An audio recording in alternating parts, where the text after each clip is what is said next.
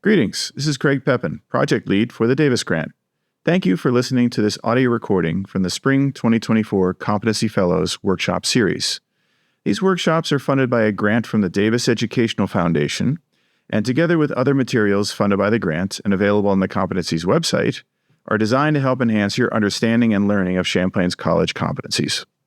Today's workshop, titled It's in the Library, Using Library-Created Guides and Tutorials to Support Information Literacy in the Classroom, is led by Susan Adkins, our Information Literacy Fellow. So good morning, everybody. So I am approaching this IL competency presentation from a library perspective.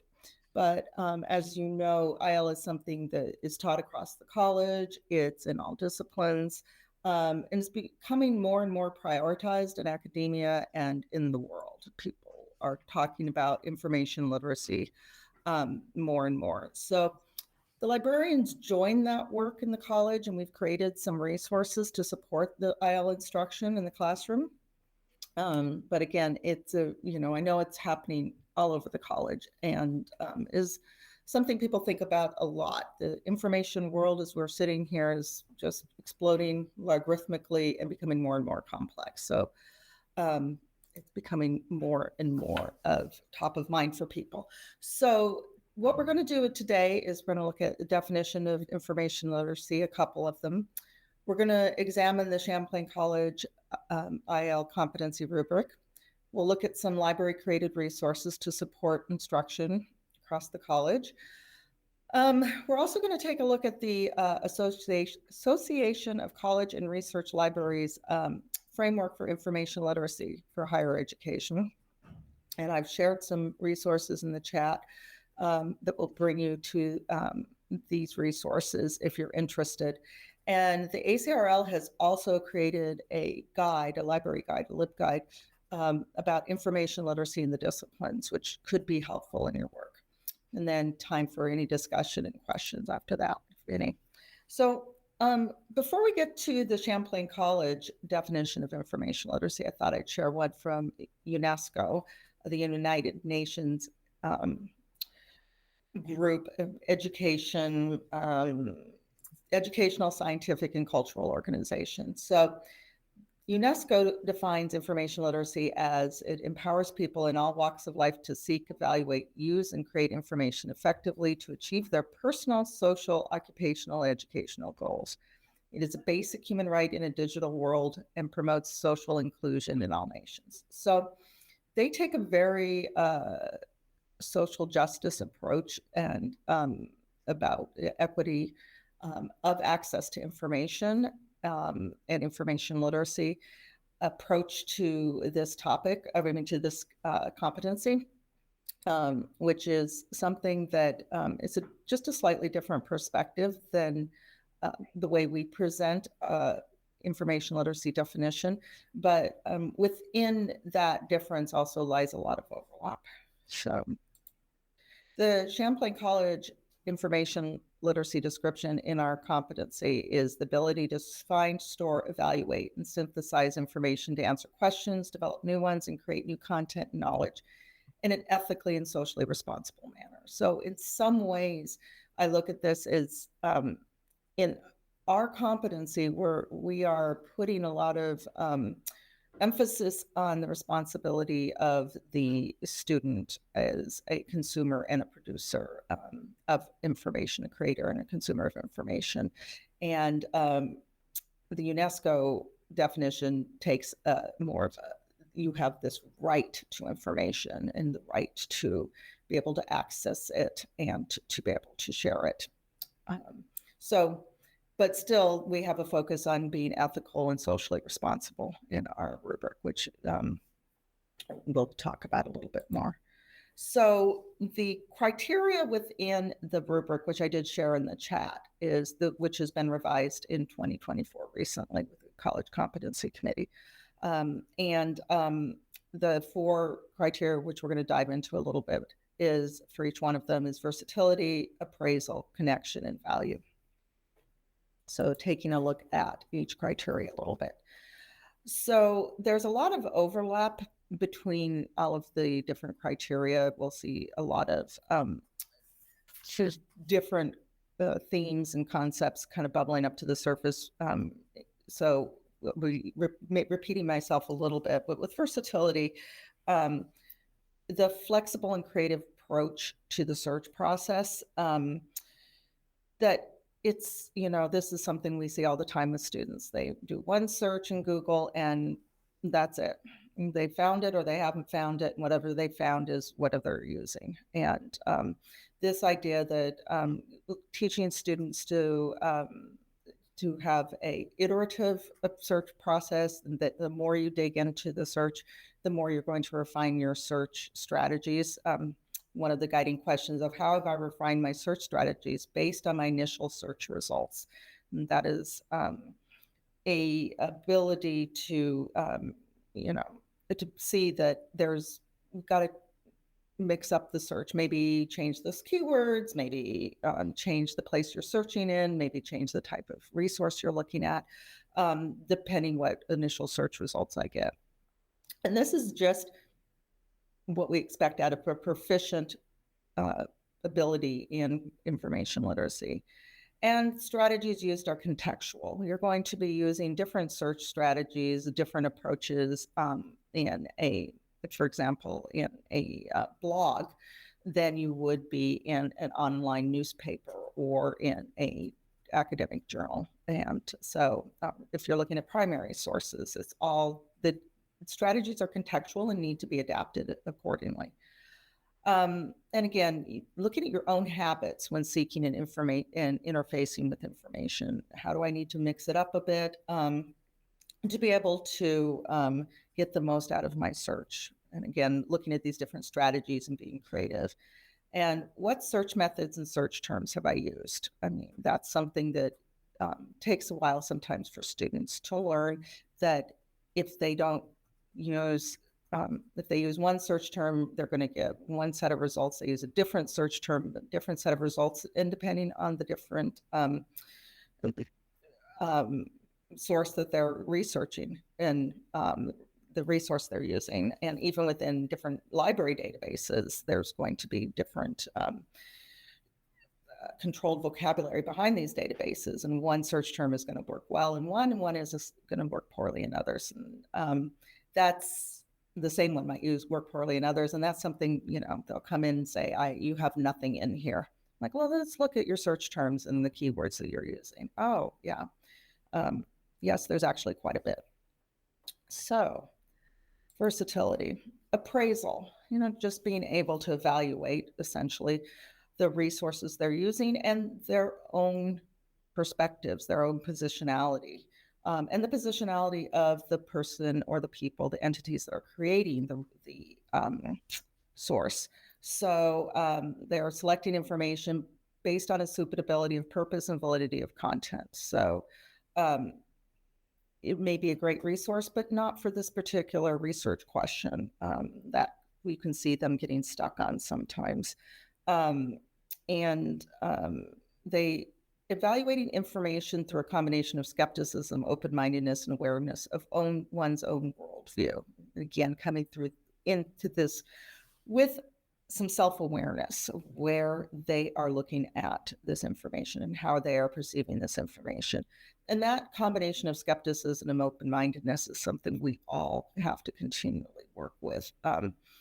Just because something is published in Nature magazine and has been, and high journal, and it has been top peer-reviewed science magazine, or science peer publication, doesn't mean there haven't been instances. There definitely have been instances where the science was refuted ultimately and proven wrong, or at least challenged. And so getting students to really dig into having some open-mindedness, some critical thinking skills, some skepticism, but also at the end of the day, you've got to accept something, right? And pulling together different perspectives to be able to do that.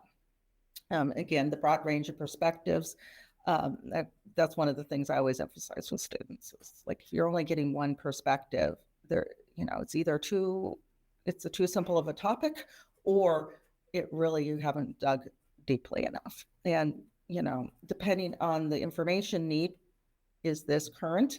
Is it definitely want something reliable, something credible? How do you assess that this is a reliable, credible source? Is it relevant to what I'm looking at?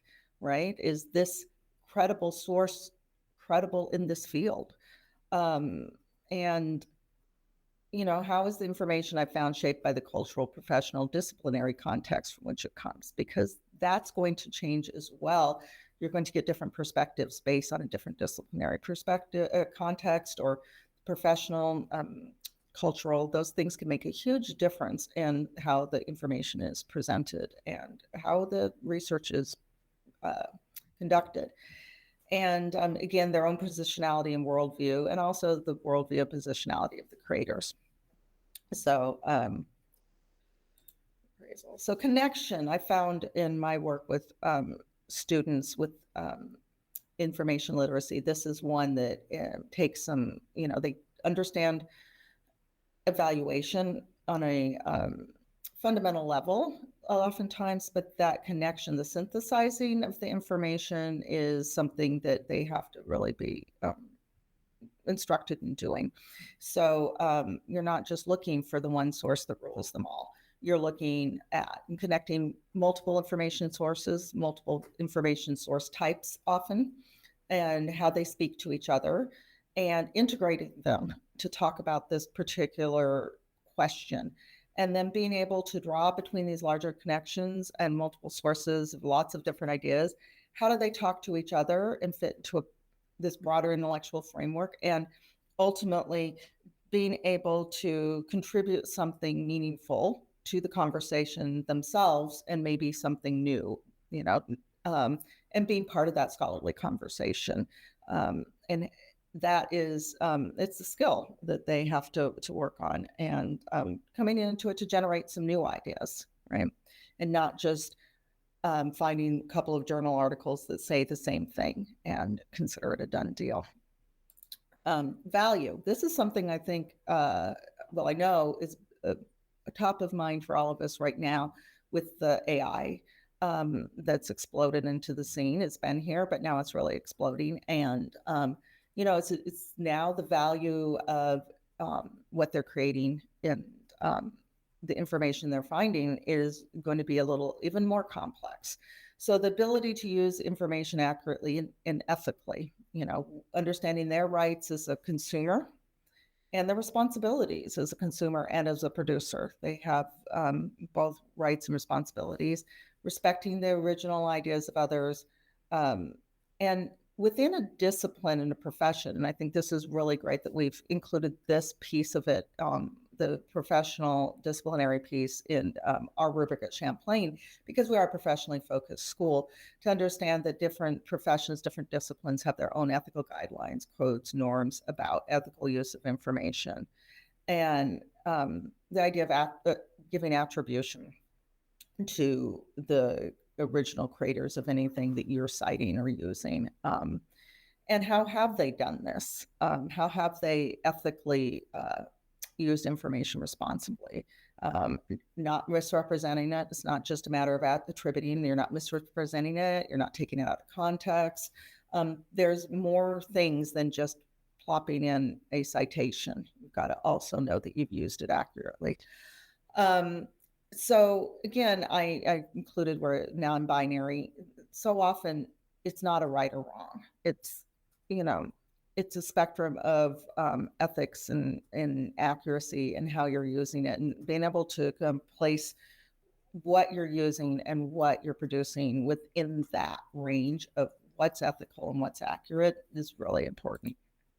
So those are, in very briefly, the IL competency rubric at Champlain College. And of course, the rubric's just a framework, and I think it's a great framework to be able to work with students. I know Craig does in his DDL classes, to be able to get them to really dig in and think about these criteria and the different proficiency, or the different levels of achievement, and be able to place themselves even within that framework about where am I in my level of achievement of this IL competency.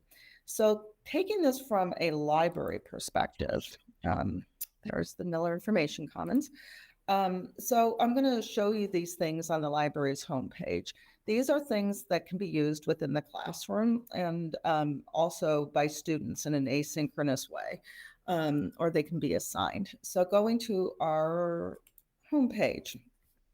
Okay. If you go to the middle of the homepage of the library, you will see that there are, several excuse me, icons. And a couple of them I'm going to highlight today are the side-by-side and video tutorials, mostly the side-by-side tutorials and the subject research guides. And these are ways of including information literacy skills for your students that can be assigned. The side-by-side tutorials are great, and I can show you what one looks like. And they essentially teach the students or whoever the user the techniques of the different skills and open it up the tutorial in two windows. And one window gives the instructions and one window has the database opened. Or the Champ search, which is the way we search through the library. It's like our Google of the library, searches our library holdings. And that way, and it has quizzes, and that way the students or the user can work through the learning to use these techniques and these resources in real time. They have quizzes, they can test their knowledge. There's a certificate at the end that the student could email to the professor saying if he wanted to assign these, that they show they have completed them. And so some of them are just real basics, but Champ Search, again, that's our Google of the library. And it's how do you start your search? How do you limit your search? And managing your results. And these search skills, although they will, are not completely the same for every single resource, online resource, there are a lot of overlap skills that they'll learn within that about limiting their searches, managing their results. For the disciplines, we have quite a few database-specific tutorials. And we can always make more. We have based these on the ones that are most commonly asked for or used by professors and students in their classes. So, and ones that are going to be a little bit different to navigate sometimes. Some of our, like for example, ACM Digital Library is a very different database to navigate than JSTOR. And JSTOR is one that often students come in with some knowledge of. Google Scholar for faculty, a little bit more in depth about what something faculty might want, and Google Scholar for students. Statista, which is a wonderful resource that can be used for almost any discipline, but it's not something that's necessarily intuitive to use. So if I were to show you that one, all right, just real quick, what these look like. So again, we have the introductory tutorial.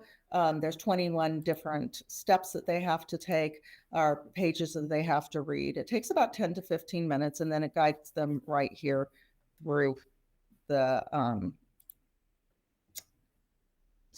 through what they have to do to get in there. So, I think that this, I know Craig has told me, other professors have told me they find these to be really helpful. I think they're fantastic because they're only about 5 minutes long, Mm-hmm. and you can assign a series of them. Mm-hmm. I sometimes have the students do it in class. I think it's really effective when they do that because if I'm going to dedicate, say, most of a class to having them do the research on topics or in groups or whatever, then I'll start off with the sidecar tutorials at this small. And it's amazing how many are like, and especially with first years, like, oh, wow, this is great. And they start using that, and they find all these new sources that they wouldn't have thought of if they had followed the normal sort of search patterns. Great to hear. Yeah. But if you sign outside of class, you can have them submit the certificates. Yeah. Because at the end, it generates a certificate. You say, all right, do the sidecar tutorial and submit the certificate. So it doesn't guarantee they'll take it seriously, but it's a nice sort of check. It's a nice sort of check, and it's teaching them a skill in a database or a IL skill or a search skill that you want them to learn. And so, yes, and we've talked to students. I've talked to students before about so how they've done it more than once. They've been assigned it more than once in a business class, a particular sidecar, and they're absolutely fine with it because sometimes you need a little refresher, and if they've done it before, it doesn't take them that long to do it again. Also because it's short enough. It is short enough. Yeah. And so we have a lot for different databases. We also have several research methods tutorials. So finding and identifying scholarly articles, introduction to interdisciplinary searching, which scaffolding a research topic, and understanding the methods section of an article. And we can do more of these by request. It takes us a little time to do them, but we can definitely add if anybody were to say, I really would love for you to do something with a GDC Vault for game students or something, we can do that. Right. So this is also a call out to let you know that we are able to do these things. We have a YouTube page with some videos, and now I somehow got into my own. Okay. It's not that we have just like getting started with marketing research for business, quite a bit with marketing research, some with using our Champ search interface, and, scholarly versus popular articles, downloading library ebooks, choosing a library database. That used to be a lot more of a question for people because before we had, and I keep talking about it, but I'm going to go back to Champ Search. Champ Search basically searches through most of our holdings in the library. It doesn't search through everything, like it won't search through Statista. So there are some things that won't search through. Before, however, that we had this basically a discovery layer. You had to go to each individual database to find different articles. And that was a skill in itself for students. Like, which one do I even pick? I don't even know where to start. So this has been kind of a big game changer for us the last few years. Other thing that I wanted to highlight are our subject research guides. And again, we can create more of these for folks if they want. So, for example, for Meg, we have education lib guides, called them lib guides, library guides, even though it's not lib, it's lib. Don't ask me why. So there are, we have one, I probably shared this with you, Meg, on banned books, right? Which is a big topic in education and beyond. So it gives you a little bit of information on banned books, for example, or anti-racism resources, children and young adult literature. This one has, how do you do some guiding students through, okay, you're looking through children and young adult literature. Here are some ways you can use the search box to find different information. How do you locate young adult fiction, browsing the children's literature collection? Because it's a little different than the rest of our collection. Teaching to young adult literature resources. We've got quite a few literature resources for teaching. Our award winners, finding diverse books, how they can, search in different keywords that would help them find diverse books, diverse award winners. And again, that's just one example, and we tailor it to lots of different disciplines and programs within the college. Did somebody have a question? Or is it just I don't think so. Okay. So Mary, she's gone. Okay. Okay, great. We have more, we have course specific guides. We can do some of those by request. ITS Capstone Library Resources, Core 101, Business. But we've also done, which I think is helpful, some research how-to guides since we're talking about information literacy. For example, evaluating sources. So different types of heuristics for evaluating resources, evaluating visual media, which, is a very different kind of set of criteria and skill set than evaluating other types of resources, types of articles.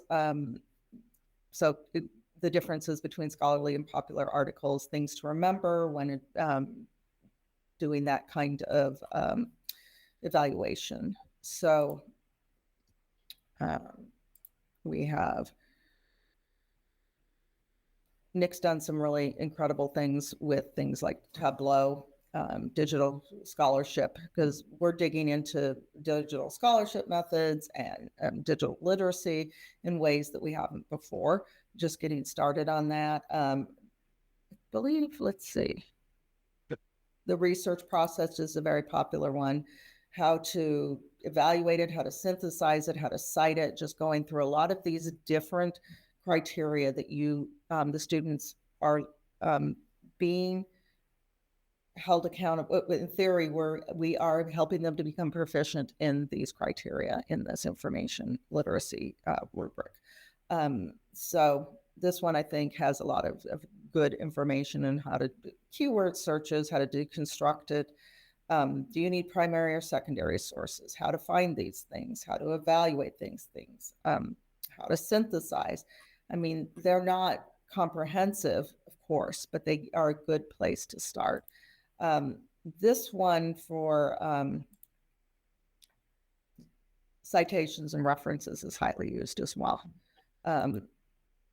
Different types of reference styles. And we also link to how to work with Zotero, which if your students are having problems with citations, send them to us, right? And we can do workshops for your classes, or we can work with them individually. And that's something that a lot of people are very intimidated by, but once you really break it down, as you all know, there's a real paint by numbers system to citations and getting it going. So I wanted to highlight these guides because we can create different ones for different classes or a particular something you want to see. We've done all sorts of different topics within these. And of course, we're highlighting the databases, the resources, the journals that are particular to, say, marketing or economics versus history or Japanese studies, for example. So those are a couple of things that, again, I've linked to them on the little guide the little document that I created. And I also, I think one thing I put on there that I am not going to show you here, but is a critical approach to teaching. Where did I put it? Well, I can show it to you right here.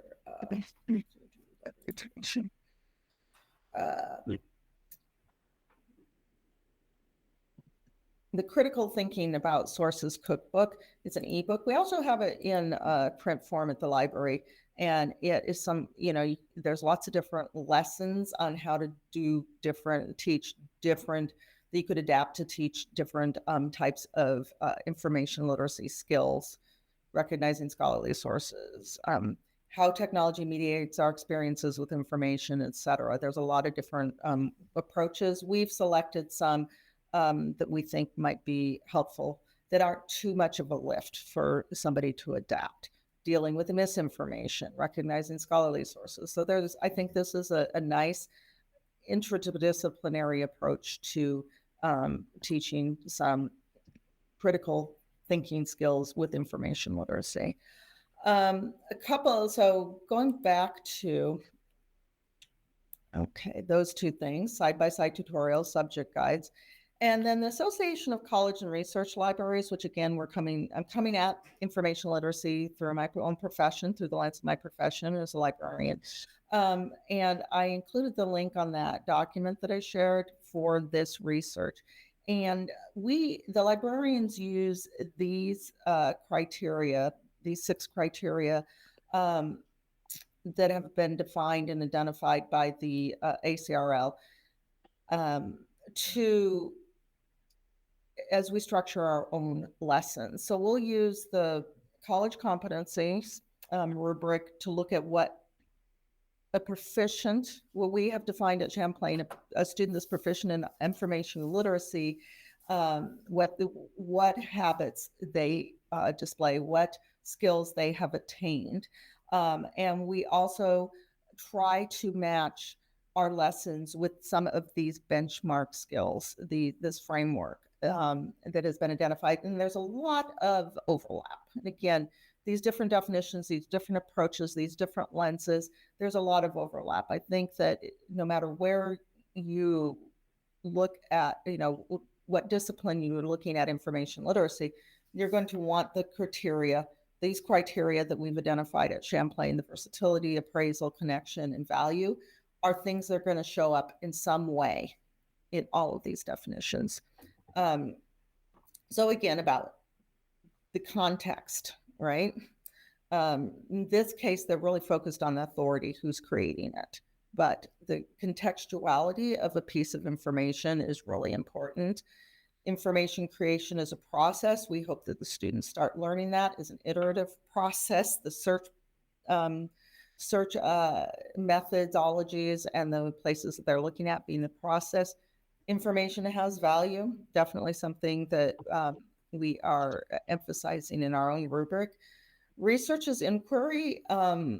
It's not specifically stated as such at Champlain, but it's definitely an inquiry-based process. It actually is in the inquiry competency. And I was just going to say that there is this whole, I keep thinking about how our competencies speak to one another, right? And because this is so information literacy focused, they encapsulate things that we've captured in other competencies. But hopefully, if students are getting all of these competencies addressed in their courses, then that is a skill they're going to be bringing into the inquiry, the analysis, the integration. All of this is going to come together. The scholarship is conversation, and I think that that's part of the way we connect things, right? You have synthesized this information, and now you're part of this conversation. And the strategic exploration of searching, that process. If you're just going to keep digging, what are you going to find? Okay.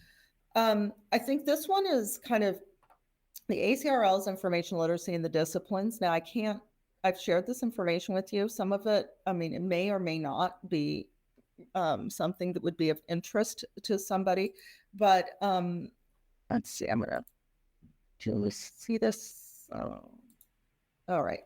So they have collated some information. They pulled it together from different agencies, accrediting agencies, professional associations, and institutions of higher education to pull together,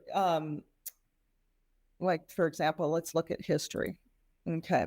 So different standards and guidelines for information literacy. Some of it is a little bit not as information literacy focused as, again, they update this resource fairly often on a rotating basis of the different disciplines.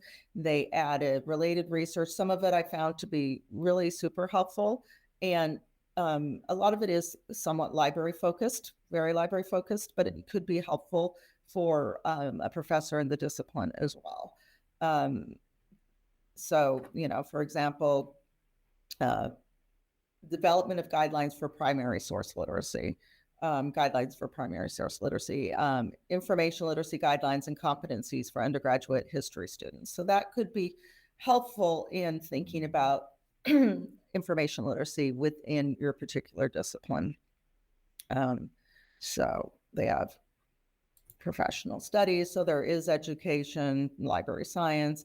If we get into more of a medical and engineering, but within mathematics. And of course, again, there's how these different literacies talk to one another. You have your quantitative literacy and mathematical literacy and digital literacy, technology literacy. All of these things are going to intersect here as well. But I do think that this could be a place to start for folks that are like, how do I even address, well, is information literacy even that important, say, in math? I can guarantee you our math professors are not thinking that way. But if people really don't know where to start, it's a good place to start. So, anybody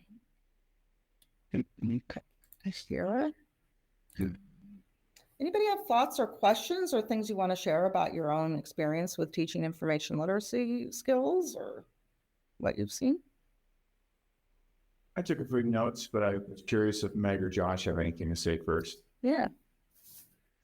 One thing I was thinking about is how do we teach people to kind of take notes on their research, right? So if you're researching diverse things on a larger project, you might find a good book and then you don't keep track of it, right? Mm-hmm. You kind of need to organize and collate that stuff. And eventually that goes in your bibliography, the stuff that makes it to the bibliography.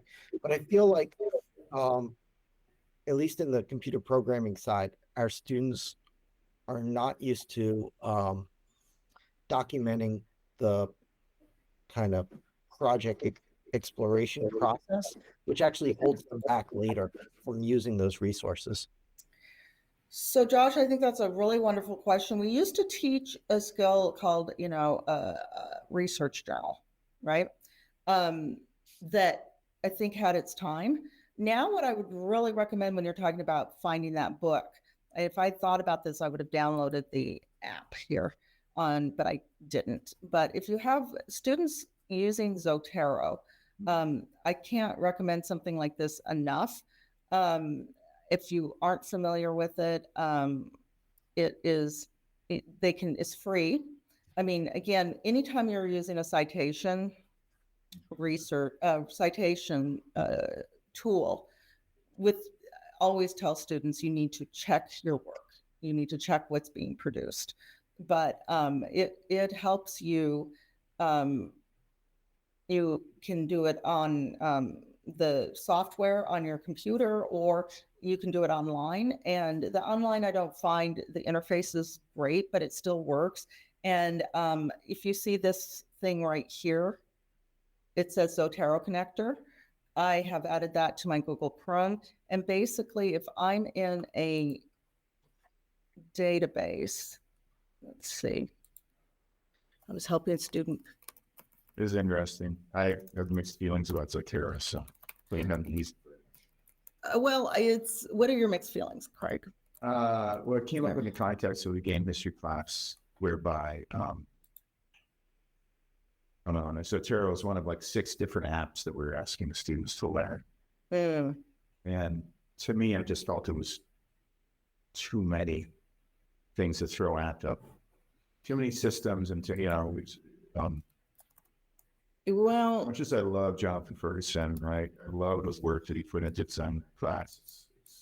Okay. I think there's just too much in there. And I am not someone who thinks that learning another app is the solution to everything. So I'm open to the idea, but I have to admit that in that particular context, I told students, if you want to use Zotero, you can, but you don't have to. It's not like so. Yeah, I'm kind of curious because I haven't explored it extensively.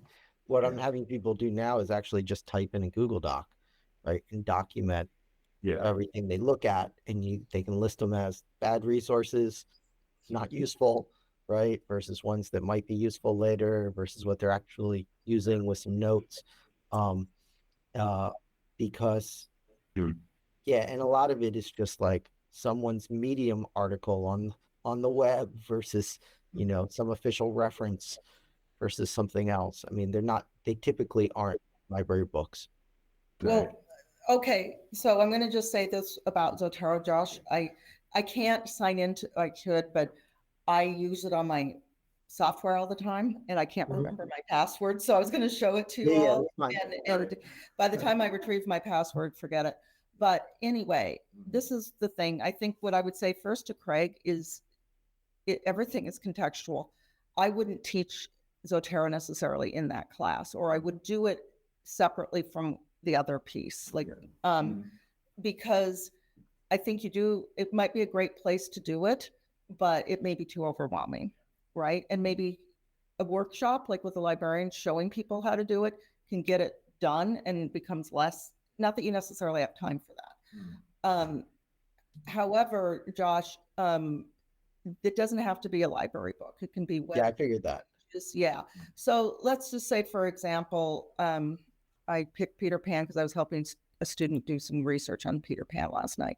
So let's just say I decide, I want to, oh, forget it. I didn't do the right thing. All right. Let's just say, Yeah, something that we have. Full text. Yeah. Full text. Yeah. Yeah.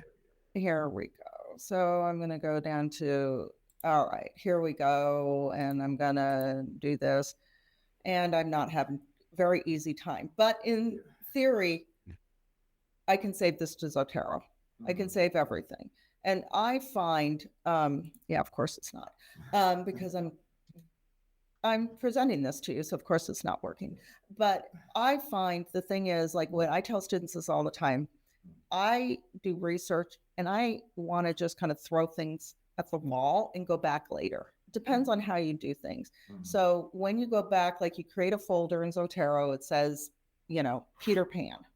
And then I will throw in 50 different resources and can go back and look at them later and organize them later. And you can make notes within Zotero for yourself, right? How you're going to use it, something or else. And that is within that resources records.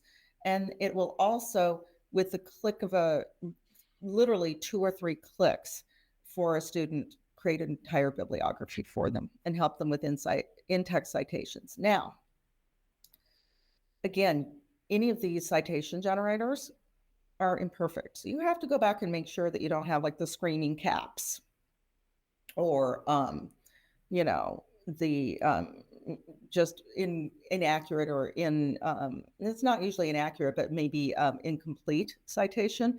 But let me tell you, it saves them so much time. I've shown people how to use Zotero.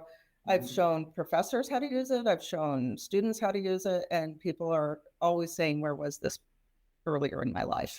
Because it really does pull this all together. It's not going to be, nothing's the be all end all, but I'll be happy to show it to you, Josh. I personally wouldn't do my research again without it because I don't want to do that much work. It keeps me from having to do a lot of work. Yes, Craig. All right. So let me suggest why a research journal might be an alternative. And Zotero does this is great, but it's particularly true for versatility.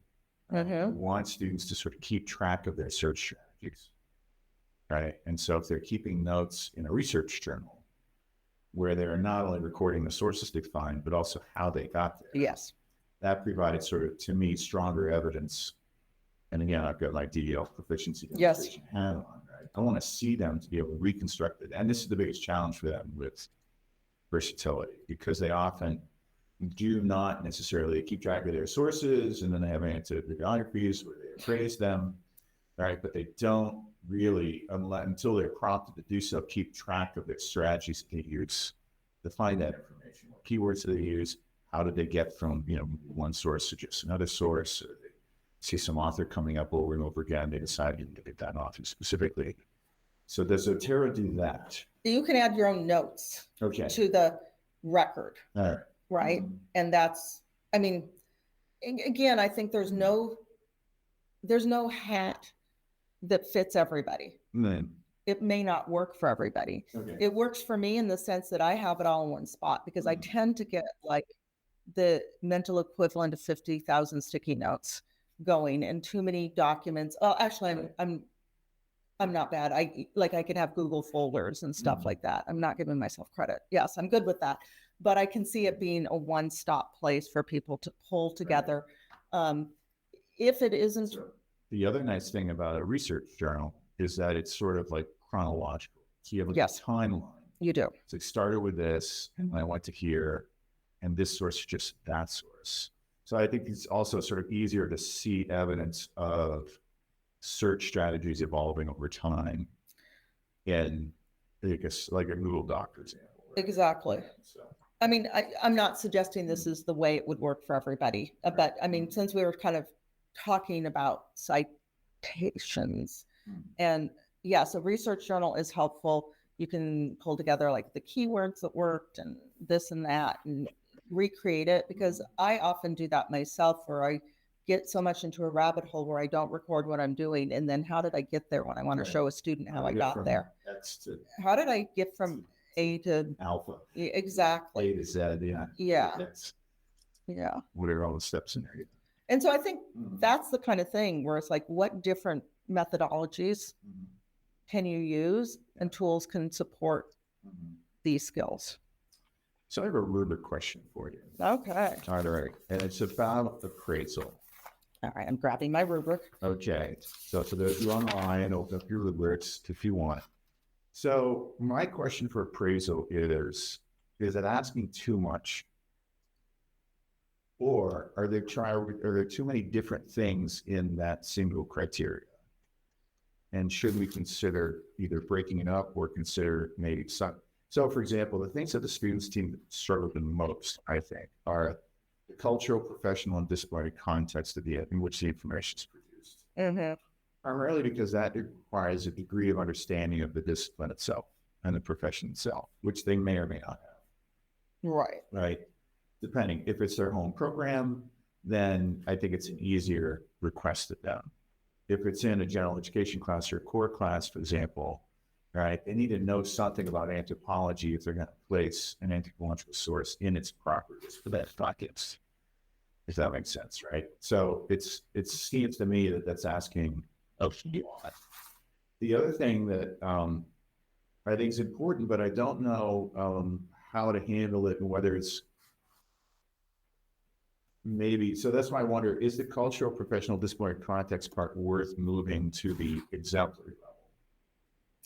So that's one of the things I'm thinking about. Second thing I'm thinking about, or is the discussion of the positionality and worldview affecting the perception of the information I'm engaging with.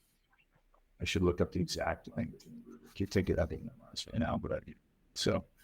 You want Yeah. Yes. Well, what I'm seeing here, Craig, is it's a really long description under proficient. Under proficient. Right. But we're not talking about culture, profession, or discipline. I think we did move it over. That is an exemplary, right? Okay. Yeah. Yeah, I think it is an exemplary. Right. Okay, so that is already exemplary. So the ways evidence within the source against one's own preconceived ideas. That's an interesting one. I'd love to know what maybe Meg and Josh think about that.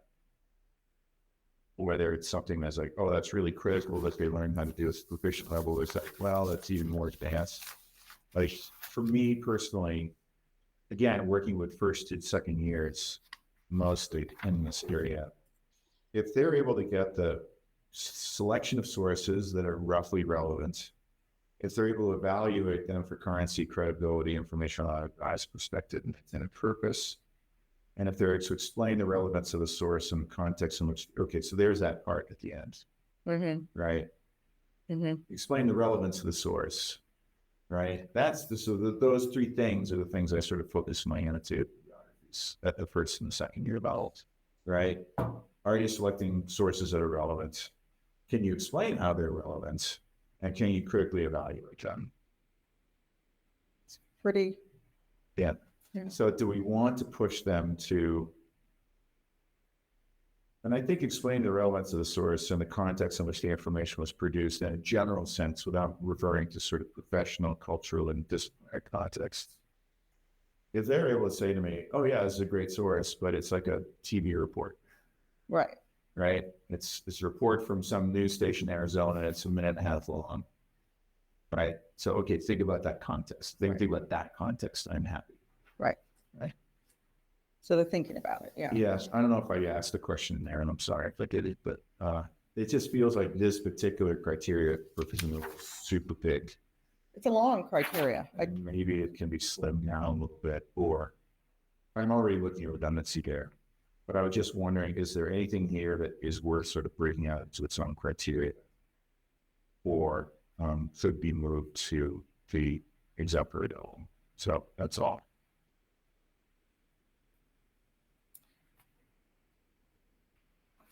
Do you all have thoughts about this or other things about how you use information literacy or see it show up in your classes?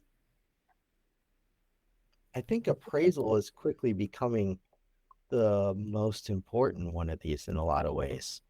Which like one? especially what? So Appraisal, yeah. Because we're flooded with so much information, and the students tend to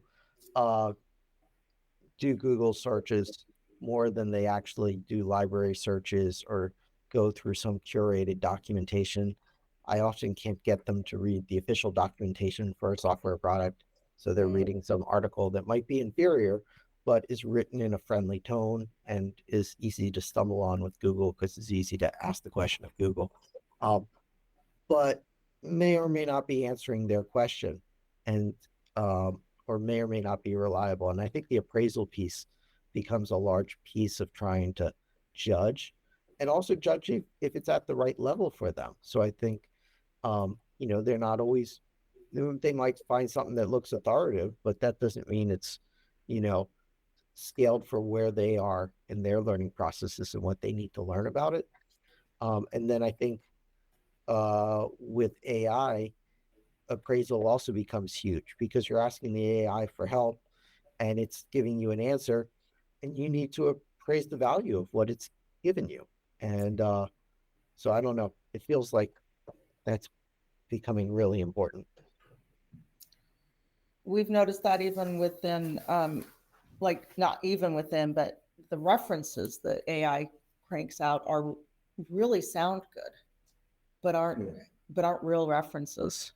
I give a not something, but I give a warning to students the very first week with a real life example from a previous class of a student who used AI and was asking me to help locate some PDFs of 5 articles that AI had sent them the APA references for, and all 5 were fake references. And they sounded good, They probably. sounded great, and they were just so on target for what that student was looking for. It was like the perfect collection of, of articles that There's did some not exist. ways to get that students can be smart to avoid that trap. So if they use something like the AI within the Bing AI within Microsoft Edge, what it does is for the AI to be able to answer your question, it finds sources on the internet and uses that to feed to the AI before it answers the question to give a better answer. And those citations are actually perfectly accurate because that's what it fed it with specifically for that question.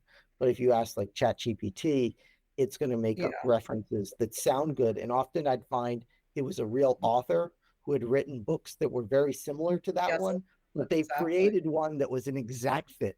And it's just because it's not trained on the truthfulness of that. Well, and Josh, I think, and coming back to what Meg just talked about, one way that we've looked at it through the library with that is that's a great teaching moment. Like we have this list, help find, where can you find 5 articles that are relevant, and how did you do that? And these, they still ultimately need to learn those skills. But it is true that sometimes we've seen it not just with students, like I'm using these, I want to find these resources for my class, they're perfect for my class, then you realize, oh, this must have been generated by ChatGPT because these don't exist. But we can help you find other good ones, actual real sources. Which we don't expect you to. Yeah. And yes, exactly. And a better workflow for the students, because increasingly I'm thinking about using AI on purpose, because I think that's the world we're going towards. Is the AI is great at digesting a large amount of text, summarizing it, and answering questions based on it. So you could find, a few useful PDFs, feed it to an AI like Claude,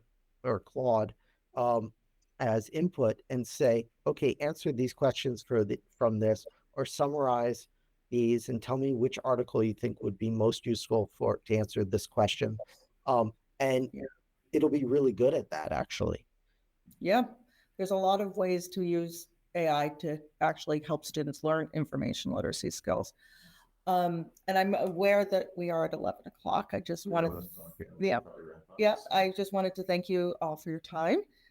Please contact me at any time if you want to chat about information literacy, or, if you're interested in the library helping you out with a particular information literacy skill, or in your classes, or, a resource that we could help create, then please do it. We would love to hear from you all. Thank you. Thanks, Susan. Thank you. Have a great day.